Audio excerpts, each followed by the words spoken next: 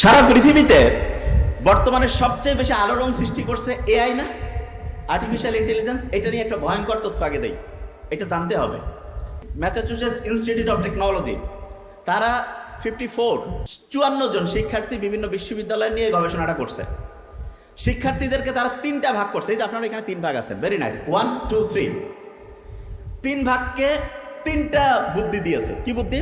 প্রথম ভাগকে বলছে যে আপনারা একটা রচনা লিখবেন, শুনতে হবে, এটা খুব ইম্পর্টেন্ট। রচনাটা লিখবেন আপনারা এআই ব্যবহার করবে, চ্যাট জিপিটি ব্যবহার করে। দ্বিতীয় যে গ্রুপ আছে তাদেরকে বলছে আপনারা লিখবেন গুগল ব্যবহার করে। তৃতীয় যে গ্রুপ আছে কোনো চ্যাট জিপিটি চলবে না, কোনো গুগল চলবে না, নিজের মাথা খাটিয়ে লিখতে হবে। Very nice. 3 গ্রুপেই আলাদা আলাদা আলাদা করে হচ্ছে রচনা লিখলো। এই রচনা লেখার পরে ব্রেইনের ক্যাপাসিটি কার কীরকম হইলো সেটা দেখার জন্য কিন্তু একরকম মেশিন আছে, সেখানে ইইজি বলে একটা টেস্ট হয়, ইলেকট্রোএনসেফালোগ্রাম। হার্টের অবস্থা দেখার জন্য ইসিজি করি না, এরকম ব্রেইনের অবস্থা দেখার জন্য ইইজি দেখা হয়। এইটা দিয়ে তারা ব্রেইনের অ্যাক্টিভিটিগুলো দেখলো। এবং খুব ভয়ঙ্কর যে জিনিসটা, এই 3টা গ্রুপের মধ্যে সবচাইতে ক্ষতিগ্রস্ত অবস্থায় যাদের গ্রুপের ব্রেইনটা পেয়েছে, সবচেয়ে ক্ষতিগ্রস্ত সেটা হচ্ছে যারা চ্যাট জিপিটি ব্যবহার করছে। চ্যাট জিপিটির ব্যবসা অনেকটা কমে যাবে। যে বাবা কি কথা, সত্যি কথা বলছি। সবচেয়ে ভালো কাদেরটা ছিল? গুগল? নো, যারা নিজের মাথাকে কাজে লাগিয়ে একটা প্রবন্ধ লিখছে, একটা এসে লিখছে, তাদের ব্রেইনের ক্যাপাসিটি সবচেয়ে বাড়ছে। গ্রাম যে ভালো, এটা এই কারণে বলি, গ্রামের বাচ্চা কাচ্চার ব্রেন আমি বলি দেশি মুরগির ব্রেন, আর চ্যাট জিপিটির ব্রেন হচ্ছে ব্রয়লার মুরগির ব্রেন। সামনে ব্রেন কি আমরা ব্রয়লার মুরগি করতে চাই না দেশি মুরগি? দেশি মুরগি। দেশি মুরগি করতে চাইলে কি চ্যাট জিপিটি ব্যবহার করব না গুগল, নাকি এমনি? আচ্ছা, চ্যাট জিপিটিরও কিছু কাজ আছে, কোন জায়গায় লাগাতে হবে সেটা আমি বলে দিচ্ছি, যে কোন জায়গায় ওইটা কাজ করবে। লাস্ট বেঞ্চ খুব ইম্পর্টেন্ট। তাহলে কতজন স্টুডেন্টকে নিয়ে এই পরীক্ষা হয়েছে? 54। কোন গ্রুপ ফার্স্ট হয়েছে? শুধু ব্রেন, শুধু ব্রেন। সারা পৃথিবীতে আল্লাহ মানুষকে যা কিছু দিয়েছে, 1 নম্বর জিনিস দিয়েছে ব্রেন। 1 নম্বর কি? ব্রেন। প্রত্যেকে আমাকে জিজ্ঞেস করে যে ভাই ব্রেইনের ক্যাপাসিটি কিভাবে বাড়ানো যায়? ব্রেইনের ক্যাপাসিটি বাড়ানোর জন্য এই যে আমরা যে এখন আগ্রহ নিয়ে বসছি না, প্রশ্ন ধরবো তো, আমি বুঝতে পারতেছি, এই যে অ্যাটেনশন দিয়েছি, ব্রেনের ক্যাপাসিটি বাড়তেছে, ব্রেনের নিউরনগুলো অ্যাক্টিভ হয়ে যাচ্ছে। ওরা বাবা ধরবে, যে কাউকে ধরতে পারে, যে খোসর মসর করবে তাকে ধরবো, ও অ্যাক্টিভ, যে রেডি থাকতে হবে। এবং ইন্টারেস্টিং জিনিস, আমি গোটাল জীবনে যতটুকু কোরআন পড়ছি, হাদিস পড়ছি, জ্ঞানী লোকদের উপদেশ শুনছি, সমস্ত উপদেশগুলোর মূল কাজ ছিল ব্রেইনের ক্যাপাসিটি বাড়ানো। কিভাবে? আল্লাহ বলছে যে অন্যের প্রশংসা করো, নাকি গীবত করতে বলছে? প্রশংসা করলে লাভটা কি? ব্রেইনের মধ্যে 2টা তরঙ্গ তৈরি হয়, 2টা ঢেউ তৈরি হয়। এই 2টা ঢেউ মনে রাখার একটা বুদ্ধি শিখাই দিচ্ছি। ইংরেজির একটা ছোট্ট অ্যাপ্রোপ্রিয়েট প্রিপোজিশন আছে না, এটি, এ দিয়ে একটা তরঙ্গ আলফা ওয়েভ, কি নাম? আর টি দিয়ে আর একটা থিটা ওয়েভ, কি নাম? এই 2টা হচ্ছে চাচাতো খালাতো ভাইয়ের মতো। এই 2 ভাই যদি একসাথে আসে, সবচেয়ে পাওয়ারফুল, সবচেয়ে শক্তিশালী হয়ে যায়। কিরকম শক্তিশালী? ওই 2 ভাইয়ের নাম জানি তো, যারা আকাশে বেলুন দিয়ে বিমান উড়াইছিল, ওই যে রাইট ভ্রাতৃদ্বয়, খেয়াল আছে? ঠিক তেমনি করে ব্রেইনের সবচেয়ে উপকারী 2টা ঢেউয়ের প্রথমটা আলফা, তারপরেরটার নাম কি? বিজ্ঞানীরা দেখছে যখন কেউ প্রশংসা করে তখন তার ব্রেইনের মধ্যে আলফা এবং থ্রিটা যে ওয়েভটা আছে এটা বাড়তে থাকে। সুবহানাল্লাহ বলবেন না? সওয়াব হবে নাকি? যে এই প্রোগ্রামে যখন শুনবেন আল্লাহর শুকরিয়া আদায় করবেন, আল্লাহর শ্রেষ্ঠত্ব বর্ণনা করবেন, এইটা করার সাথে সাথে আবার ব্রেইনের ক্যাপাসিটি বাড়বে। আলহামদুলিল্লাহ বলবো না এবার? আচ্ছা, অন্যের যখন সমালোচনা করি তখন কি হয়? তখন দেখা যায় ব্রেইনের মধ্যে হচ্ছে গ্যাঞ্জাম তৈরি হয়। গ্যাঞ্জাম মানেটা জি দিয়া না, কি দিয়া? ও বুঝেন নাই, জিতে গ্যাঞ্জাম বুঝার জন্য বলতেছি, জি দিয়ে হয় গামা ওয়েভ। কি নাম? তাইলে ব্রেইনের জন্য সবচেয়ে পচা যেটা, সেটার নাম হচ্ছে গামা ওয়েভ। কি নাম? আপনি যখন অন্যের সমালোচনা করেন, অন্যের সম্বন্ধে নেগেটিভ জিনিস একটা করেন, তখন ব্রেইনে কি আলফা হচ্ছে না থিটা না গামা? শয়তান বলছে যে মানুষকে আমি প্রতি মুহূর্তে আল্লাহ তোমার দেখানো রাস্তা থেকে দূরে সরাবো। আল্লাহ বলছে মুমিনদের পারবা না। কয় যে না, আমি দুনিয়ায় এমন চাকচিক্য, এমন সব কায়দা কানুন করব যে সে আস্তে আস্তে আস্তে আস্তে শয়তানের, সে তো আর নিজের শয়তানকে নিজের শয়তান কয় না, কয় আমার রাস্তায় চলবে, তোমার কাছ থেকে আমি তাকে দূরে সরাবো। কেন? ওই জায়গায় ডিস্টার্ব শুরু হয়েছে। কোন জায়গায়? ওই যে গন্ধম ফল যখন খাইলো, এটা থেকে শেখার আছে। আদম আলাইহিস সালাম তার সঙ্গী হাওয়া, হাওয়া নামটা খুব ইন্টারেস্টিং না? আমরা হাওয়া খায় বাসি না? আদমকে খুব একা লাগতেছিল, চিন্তা করলো অক্সিজেন লাগবে, হাওয়া। বাম দিকের যে হাড্ডি পাঁজর, বাম দিকের বাঁকানো হাড় থেকে তৈরি করলো হাওয়াকে। আমি যখন মেডিকেলে ভর্তি হই, আমার এক বড় ভাই ডক্টর, তখন উনি বলতেছেন, আবিল তুমি তো খালি আল্লাহ রসুলের কথা কাও, মানসি তো আল্লাহ ধরে ফেলছে। আমি বলছি কি কন ভাই? কয় দেখছো না বিজ্ঞানীরা এখন কৃত্রিম পরীক্ষাগারে মানুষ তৈরি করে ফেলতেছে। আমি বললাম হ্যাঁ এটা তো করতেছে। বলছে তোমার আল্লাহ গাছ ধরতে কত দূর? আমি বলছি শোনেন ভাই, বিজ্ঞান যেখানে শেষ আল্লাহ সেখান থেকে শুরু করে। বলে কিরকম? বিজ্ঞানীরা এখন দেখছে আমার চেহারা, ধরা যাক আমার এখান থেকে একটা কোষ নিল, নিয়ে পরীক্ষাগারে গেল, যাওয়ার পরে বিভিন্ন সময় বিভিন্ন খাবার দাবার দিয়া ওকে ঠিক আমার মতো একটা লোক বানাইতে পারবে। তার মানে আমি যে স্টাইলের লোক, আমার যে জিনের মধ্যে যে বৈশিষ্ট্য, আমি পুরুষ, ওর বৈশিষ্ট্য সেম সেম সেম হবে। কিন্তু আল্লাহ যে ক্লোনিং করছে সেটাও শরীরের একটা অংশ থেকে, কিন্তু আল্লাহর ক্লোনিং খুব মারাত্মক। কিরকম? হাড্ডি নিল আদম আলাইহিস সালামের শরীর থেকে, বানাইলো যাকে, সে কি নারী না পুরুষ? পুরুষের শরীর থেকে কোষ নিল, বানাইলো কি পুরুষ না নারী? বিজ্ঞান এখানে চিন্তাই করতে পারে না যে এটা কিভাবে সম্ভব। আল্লাহ বলতেছে যে তোমাকে সামান্যতম জ্ঞানের অধিকারী করে বানিয়েছি। তার মানে তুমি এতটা সামান্যতম, সামান্য না আসলে সুপারলেটিভ ডিগ্রি আছে, সামান্যতম। আল্লাহ সামান্য বলেন নাই, একেবারেই নগণ্য। এই নগণ্য জ্ঞানের ব্যাখ্যা যখন পড়ি তখন অবাক হয়ে যায়, কি আল্লাহ বানিয়েছেন মানুষকে। কেউ যদি চ্যাট জিপিটিকে জিজ্ঞেস করে তোমাকে কিভাবে বানানো হয়েছে, এখন করার দরকার নেই, বাড়িতে যে করিয়েন কিভাবে বানিয়েছে, বলবে যে আমাকে ট্রেনিং দিয়েছে। আল্লাহ প্রথম যে আয়াতটা নাজিল করলো সূরা আলাকের, সেখানে আল্লাহ বলছেন যে মানুষ কিছুই জানতো না, তাকে আমি শিখিয়েছি। বিজ্ঞানীরা দেখতেছে কিরে, তার মানে কাউকে ট্রেন করা যায়। এই প্রথম যে আয়াত, সেখানে আল্লাহ বলছে আদমকে আমি জ্ঞান দান করেছি, শিখিয়েছি। এখন কেউ বলতে পারে যে বুঝেন নাই, এই জিনিসটা খুব ইন্টারেস্টিং। আদমকে জ্ঞান দান করছে আল্লাহ, এবং তাকে প্রত্যেকটা জিনিসের নাম আমি শিখিয়েছি। নাম শিখিয়েছি মানে কি? প্রত্যেকটা জিনিস সম্বন্ধে ধারণা দিয়েছে। তারপরে একটা পরীক্ষা হইল। পরীক্ষাটা কিরকম? প্রত্যেক যে ফেরেশতা ছিল তাদেরকে জিজ্ঞেস করলো এটার নাম বলো, কুইজ। ফেরেশতারা বলতেছে আল্লাহই ভালো জানে, আমরা জানি না। তারপরে আদমকে বললো, আদম টট টট টট টট করে বলতেছে। আর ওই ফেরেশতাদের মধ্যে একজন স্পেশাল জিন ঢুকছিল, যার নাম হচ্ছে ইবলিস। ও কিন্তু কোনো ফেরেশতা না, ও প্রথমে শয়তানও ছিল না, ও জিন গোষ্ঠীর মধ্যে, জিনদের কমান্ডার ইন চিফ। জিনদের মধ্যে দেখেন একটা জিনিস, আল্লাহ বলছে জিন আর মানুষকে আমি একসাথে বানাইছি, ঠিক না? জিন মনে করতেছে মানুষ বোধহয় আমার সাথে ফাইটিংয়ে আসতেছে, গ্যাঞ্জাম লাগাই দিছে। জিন কি এখন পর্যন্ত কোনো টেকনোলজি আবিষ্কার করছে? কেউ পারছে যে জিন? এটা নিয়ে গবেষণা হচ্ছে, চেষ্টা করতেছে বিভিন্ন সুপার পাওয়ার, যে জিন যদি একটা কন্ট্রোলে আনা যায়, যেভাবে ওই যে সুলাইমান আলাইহিস সালামের সময় জিনের কন্ট্রোল ছিল, বিলকিসকে হচ্ছে চিঠি লিখলো, সিংহাসন চোখের পলকে চলে আসলো। এইটা যদি করা যায়, ধরা যাক যে ট্রাম্প বসে আছে, এই ধরে আসো, মুহূর্তের মধ্যে সে দেখা গেল যে যেই চেয়ারে বসেছিল টান মারছে, পড়ে গেছে। হইতে পারে না? হইতে পারে তো। তা জিনকে এখনো এরা খুঁজে পাচ্ছে না। কেন খুঁজে পাচ্ছে না সেটা বলতেছি একটু পরে। তা ওই যে আজাজিল, সে ওইখানে ছিল, সে যখন কুইজের উত্তর দিতে পারলো না, আল্লাহ বলতেছে তোমার একটা কাজ করতে হবে। এখন কি? সেজদা করো। বলছে আমি এক সেজদা করবো।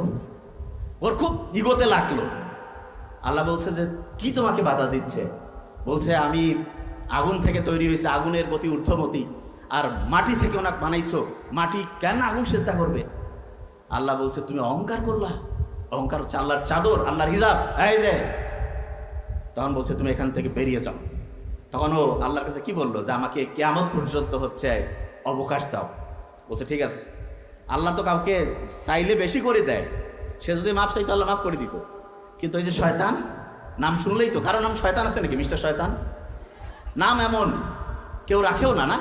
তাই যে মিস্টার শয়তান তখন বলতেছে যে না আমাকে হচ্ছে যে অবকাশ দেন। তাই ঠিক আছে, ও ঘুরতেছে ঘুরতেছে ঘুরতে ঘুরতে, খুব ইম্পর্টেন্ট, ঘুরতে ঘুরতে সে চিন্তা করতেছে এরা যদি এইখানেই থাকে তাহলে তো এদেরকে, যে এদের কারণে যেখান থেকে বের হয়েছে এদেরকে এখান থেকে বের করতে হবে। কি করা যায়?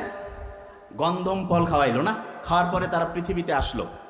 যাও, এইখানে আসার পরে দেখেন আল্লাহর কি টেকনোলজি আর এআই এর কি টেকনোলজি। আল্লাহ কি করছে? আদম আলাইহিস সালামকে যে জ্ঞান দান করছে, আল্লাহ কি এখন কি আমাদের সবাইকে কি ফু মারে? আল্লাহ কি আমাদের সবাইকে আলাদা আলাদা করে শেখায়? কাউকে না। দেখেন আল্লাহর টেকনোলজি কিরকম। এআই যে আছে চ্যাট জিপিটি, প্রত্যেকটা আলাদা আলাদা আলাদা করে ল্যাঙ্গুয়েজ প্রত্যেককে শিখাইতে হয়। আল্লাহ শুধু আদমকে শিখিয়েছেন, শিখানোর পরে বলছে বংশানুক্রমিকভাবে যত মানুষ কিয়ামত পর্যন্ত আসবে সেই জ্ঞানের অংশটা অটোমেটিক বংশ পরম্পরায় ট্রান্সমিট হইতে থাকবে। কিভাবে করলো? আল্লাহ 5টা মাত্র বর্ণ বাছাই করছেন। কয়টা বর্ণ? 5টা। কয়টা বর্ণ? 5টা। এই 5টা বর্ণ আল্লাহ 2টা জায়গায় রাখছেন। ধরবো কিন্তু কয়টা জায়গায়? আচ্ছা, আমার নামের আগে ডক্টর আছে না? ডক্টরের ডি দেওয়া হয় ডিএনএ, ডি দিয়ে কি হয়? আর দিয়ে হয় আরএনএ, আর দিয়ে এই ডিএনএ এবং আরএনএ এর খেলা সব। এর মধ্যেই 5টা মাত্র বর্ণ আছে। কয়টা বর্ণ? বাংলায় বর্ণ কয়টা? খুব কঠিন, 50টা। স্বরবর্ণ ব্যঞ্জন বর্ণ কি ভুল বললাম নাকি? 39 আর 11 50। ইংরেজিতে বর্ণ কয়টা? আল্লাহ যে ভাষা লিখেছেন ডিএনএ আরএনএ এর মধ্যে কয়টা বর্ণ? কন না? নামাজ কয় ওয়াক্ত? ইসলামের মৌলিক স্তম্ভ কয়টা? আল্লাহ বানানটা যদি ইংরেজিতে লেখেন কয়টা বর্ণ? আচ্ছা, ইংরেজিতে যখন লেখেন প্রথম বর্ণটা কি আছে বলেন তো? এ, তারপরে অল দিয়া ইংরেজির একটা মৌলিক নিয়ম বলি। স্যার যেহেতু প্রফেসর স্যার আছে মিলাতে পারবে। অল কিন্তু একটা মারাত্মক শব্দ ইংরেজির। কি কারণে? আমি যদি বলি all are invited, very nice, plural হয়েছে ভাব। আর যখন বলি all that glitters is not gold, এখানে ভাবটা সিঙ্গুলার হয়েছে না? একই অলের সাথে প্রবাদ বাক্যে সিঙ্গুলার হয়, আর প্রবাদ বাক্য না হলে প্লুরাল হয়। All is well, all's well, that is well. জানি তো এই কথা। তার মানে আল্লাহ ভাষার মধ্যে তো জাদু ঢুকাই দিছে। আপনার কি মনে হয় যে এটার নাম পানি? বাংলা ভারত উপমহাদেশের যারা কি বলে বাংলায় কথা কয় তারা কোনোদিন মিটিং করে বলছে আগামীকাল এটার নাম পানি, এইটার নাম হচ্ছে খাতা? মিটিং যদি হইতো বিএনপি কইতো খাতায়, আওয়ামী লীগ কইতো এটা পানি, উল্টা। ঠিক না? তার মানে মিটিং করে তো হয়নি। কিভাবে আসলো চিন্তা করেন তো। আল্লাহ ভাষাটাকে, কোরআনে আল্লাহ বলছে ভাষাকে মানুষের মনের মধ্যে, ডিএনএর মধ্যে আল্লাহ ঢুকাই ফেলছে। এবং আপনি নিজেও জানেন না যে কোন ভাষা আপনি কিভাবে শিখতেছেন। পাশাপাশি লোক বাস করতেছে, চিটাগাং সিলেটে যাবেন, বাংলা করছে না কি করছে বুঝবেন না ঠিকভাবে, ওরা শিখে ফেলে। আমরা যখন কথা বলি, ইংরেজরা যখন বাংলা কথা বলে আমরা বুঝি যে বাংলা কেমন জানি করছে। আমরা যখন ইংরেজি বলে ওরা বুঝতে পারে, ঠিক না? এই ভাষার যে ভিন্নতা, এটা আল্লাহর একটা নিয়ামত। এবং দেখেন আল্লাহ কিভাবে কাজ করে। যে কথা বলছিলাম, যত ভালো কাজ করবেন আপনার ব্রেইনের ক্যাপাসিটি বাড়বে। চ্যাট জিপিটিকে ব্যবহার করবেন সায়েন্টিফিক ওয়েতে। আপনি যদি চ্যাট জিপিটির দাস হন, খেয়াল রাখবেন, আমি একটা জিনিস বলি, যে কোনো টেকনোলজির দাস হওয়া সবচেয়ে খারাপ। টেকনোলজি যদি আপনার দাস হয় খুব ভালো। টেকনোলজি আপনার দাস কীরকম? আপনার একটা কাজ আপনার টেনশন লাগতেছে, তাকে দিয়ে করিয়ে নিলেন, ওকে ফাইন। কিন্তু সে যদি আপনি কি চিন্তা করবেন, কি লিখবেন, সব যদি টেকনোলজি করে, আস্তে আস্তে আপনি ওর দাসে পরিণত হবেন। ইলন মাস্কের নাম শুনছেন আপনারা? সে চিন্তা করতেছে, মানুষে যে আলসা, টেকনোলজিকে ব্যবহার করতে করতে, টেকনোলজি যারা আছে, শোনার একটা ঘটনা বলছি এবার। এই যে রোবোটিক সিস্টেম, এই রোবোটিক সিস্টেম নিয়ে একটা ঘটনা বলি। ঘটনাটা শুনলে চমকে উঠবেন। খুব বড় একজন বিজ্ঞানী, তাকে একটা রোবট উপহার দিয়েছে। ওই রোবটটার বৈশিষ্ট্য কি জানেন? কোনো কথা কয় না, কিছু করে না। ধরা যাক যে প্রফেসর স্যারকে একটা রোবট দিয়েছে, ওই রোবটটা এসে চুপচাপ আছে, 24 ঘন্টা স্যারকে অবজার্ভ করতেছে। স্যার যেভাবে কথা বলে, যেভাবে খাওয়া দাওয়া করে, যেভাবে চিঠি লেখে, যেভাবে মোবাইলে কথা বলে, যেভাবে বন্ধুর সাথে আলাপ করে, সব নোট করতেছে। তা স্যার একটা কাগজে লিখে রাখছে আগামীকাল মায়ের সাথে কথা বলবো। খেয়াল হারাই ফেলছে। রোবট কি ভুলবে? সে চিন্তা করতেছে স্যারের খেয়াল হারাই গেছে, সমস্যা নেই। সে ফোন দিয়া মার সাথে কথা বলছে। হঠাৎ করে স্যারের মনে হয়েছে, কিরে মায়ের সাথে তো কথা বলি নাই। মাকে ফোন দিছে, বলছে বাবা তুমি না একটু আগে আমার সাথে কথা বললা। চমকে গেছে একটু, যে কিরে একটু আগে কথা বললাম, খেয়ালই তো নাই। তারপরে তার একটা জায়গায় একটা চিঠি লেখার কথা ভুলে গেছে। উনি আবার দ্বিতীয়বার লিখে পাঠাইছে। ওইখান থেকে বললো, কি ব্যাপার স্যার, আপনি তো চিঠি লিখে পাঠিয়েছেন। বলছে ওই চিঠিটা দেন তো। ওরে আল্লাহ, চিঠি যখন দেখছে ভয় পেয়ে গেছে। চিঠির লেখা হুবহু স্যারের লেখার মতো। স্যার এবার চিন্তা করতেছে, আমি আর ডায়েরিতে লিখবো না, এবার মাথায় খালি মনে মনে চিন্তা করবো, দেখি হয় কি করে। স্যার মাথায় চিন্তা করতেছে যে আগামী ওই দিন ওই বন্ধুকে দাওয়াত দিব। ভুলে গেছে। সাধারণভাবে না লিখলে আমরা ভুলে যাই। স্যারের কথা ছিল যে সন্ধ্যা 7টায় ফোন দিবে। 7টা যখন পার হয়ে গেছে, 7:30 পৌনে 8টার দিকে স্যারের মনে হয়েছে, কিরে আমি তো ফোন দেইনি, এই সময় একটু টাইম পেয়েছি, ফোন দেই। ফোন দেওয়ার পরে বন্ধু বলছে, বন্ধু তুমি কি করছো, কেন একটু আগে তো ফোন দিলা। স্যার এবার ভয় পেয়ে গেছে। স্যার চিন্তা করতেছে যে কিরে আমি যা চিন্তা করি তা চিন্তা করে। পৃথিবীতে কিন্তু একই রকম দুইটা সত্তা থাকতে পারবে না। স্যার তখন চিন্তা করতেছে এই রোবটকে রাখা যাবে না, রোবটও তখন চিন্তা করছে এই লোককে রাখা যাবে না। ফাইট শুরু হয়ে গেছে রোবটের। কি ডেঞ্জারাস বিশ্ব অপেক্ষা করছে আমাদের জন্য দেখেন। তবে ভয়ের কারণ নাই। আমি সবসময় বলি, সবসময় আমি এটা জিনিস বলি, আমাদের বানাইছে আল্লাহ আর আমরা বানাইছি এআই। যত সুপার ডুপার এআই হোক, মানুষের যে ক্রিয়েটিভিটি, নতুনভাবে চিন্তা করার ক্যাপাসিটি, সেটা কেউ পারবে না।